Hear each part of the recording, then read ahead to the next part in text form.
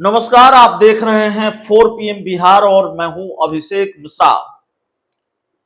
केंद्रीय मंत्री पशुपति कुमार पारस और उनके भतीजे सांसद चिराग पासवान, जो लोक जनशक्ति पार्टी के राष्ट्रीय अध्यक्ष भी हैं, एक सीट को लेकर, हाजीपुर सीट को लेकर दोनों के बीच किस तरह की स्थिति और परिस्थिति है, किस तरह का टकराव है, ये बताने की जरूरत शायद है नहीं। लेकिन आज अचानक बदले बदले नजर आए हैं केंद्रीय मंत्री पशुपति पारस, और उसके बाद फिर इसको लेकर कई तरह की चर्चाएं शुरू हो गई हैं। आपने देखा होगा 4 PM के साथ इंटरव्यू में भी, और ऐसे भी जो उनके बयान आते हैं, हाजीपुर सीट को लेकर उनका किस तरीके का दावा है। डंके की चोट पर वो ये कहते रहे हैं कि दुनिया की कोई ताकत उनको हाजीपुर सीट लड़ने से नहीं रोक सकती है। यहां तक कि जब चिराग पासवान और पशुपति पारस गले मिले एनडीए की बैठक में, उसके बाद सफाई दी पशुपति पारस ने, प्रेस कॉन्फ्रेंस करके सफाई दी 2 दिन बाद। गले मिलना अलग बात है, वो निजी मामला है, इसको राजनीति से जोड़कर नहीं देखा जाना चाहिए। हाजीपुर हम ही लड़ेंगे। और उसी दिन यह भी कहा, हालांकि वो लगातार कह रहे हैं कि दुनिया की कोई ताकत उनको हाजीपुर लड़ने से नहीं रोक सकती। लेकिन आज पशुपति पारस थोड़े बदले बदले नजर आए हैं।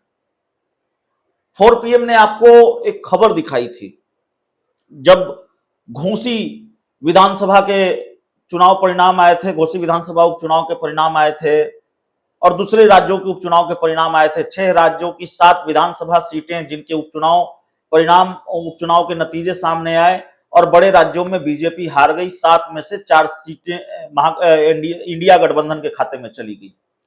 तो हमने आपको बताया था कि इसका असर बिहार की राजनीति पर होना है, और भारतीय जनता पार्टी चिराग पासवान और पशुपति पारस पर दबाव बना सकती है एक होने का, या दोनों के बीच जो वार पलटवार चल रहा है उसको खत्म करने का। बीजेपी का दूध से मुंह जल चुका है। देश के कई राज्यों में जो उपचुनाव हुए उसमें बीजेपी को भारी नुकसान उठाना पड़ा है। भारतीय जनता पार्टी कतई नहीं चाहेगी कि बिहार में जहां 40 लोकसभा की सीटें हैं, वहां एनडीए के अंदर कुछ ऐसा हो या ये लड़ाई झगड़ा चलता रहे जिसकी वजह से बीजेपी को नुकसान हो। कमोबेश वैसा होता हुआ दिखता है। वही हो रहा है, नहीं हो रहा है, तस्वीर आगे साफ होगी।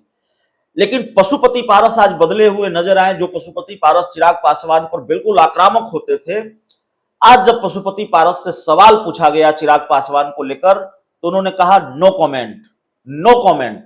चिराग पासवान से जुड़े हर सवाल पर पशुपति पारस ने चुप्पी साध ली। अब इस चुप्पी को लेकर कई तरह के कयास लगाए जा रहे हैं कि आखिरकार इस चुप्पी का राज क्या है।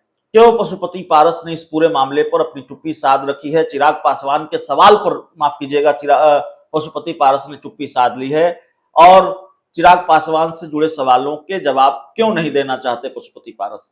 क्या ये बीजेपी का प्रेशर है, नहीं बोलना है एक दूसरे के खिलाफ, या एक दूसरे को लेकर कोई बयान नहीं देना है? ये बड़ा सवाल है और इसकी चर्चा लगातार हो रही है। हाजीपुर सीट किसका होगा?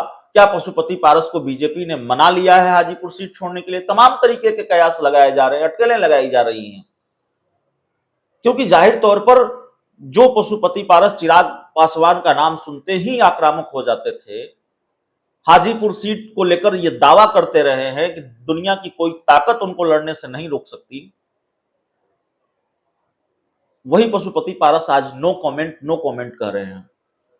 तो सवाल यह है कि जो बात हमने आपको बताई थी, हमने जो कहा था आपसे कि पशुपति पारस और चिराग पासवान पर प्रेशर बढ़ने वाला है, घोसी और दूसरे राज्यों के उपचुनाव में हार के बाद भारतीय जनता पार्टी चिराग और पशुपति पारस पर प्रेशर बढ़ाने वाली है।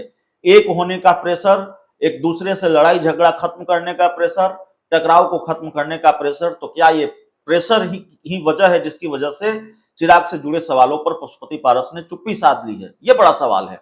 बहुत बहुत धन्यवाद।